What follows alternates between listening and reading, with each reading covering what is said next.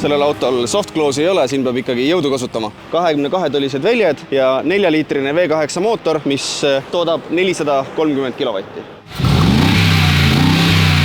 G-klass on läbi aegade olnud paljude inimeste lemmik. Kõige kuulsam muidugi on G63, millega ka mina praegu sõidan. On ta siis nii-öelda kirst, on ta telliskivi, mis tahes keeltest nii-öelda tõlgituna, on ta keelikvaagen, ei jäta kedagi väga külmaks. Mis on G-klassi puhul just kihvt on see, et tal on gaasipedaali reageerivus on väga hea,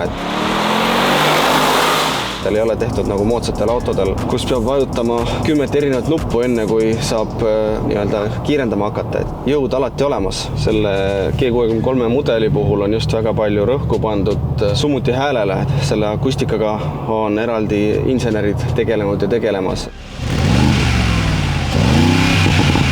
Mina läbi aja olen väga paljude autode väljalaskeid muutnud ja selle asja nii-öelda taustaidee on olnud just see, et kiirendatakse paljudel juhtudel selleks, et mingit kihvti häält kätte saada, aga linna vahel sõites just suurema nagu rõõmu osa valmistabki väljalaske heli, pigem selline brutaalne luksus ja sellega sõidavad jalgpalliemmed ja ärimehed. Aga kui saab nii-öelda muudetud summutiga juba madalal pöördel selle võimsa hääle kätte, siis ei peagi kiiresti sõitma ja seadust rikkuma. See otsetoru tegemine ehk siis straight pipe on üks nendest variantidest.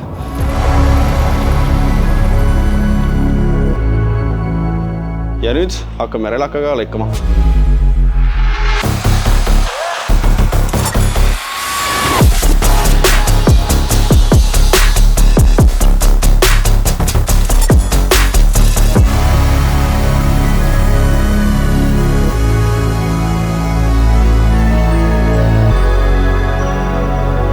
Täitsa teine asi.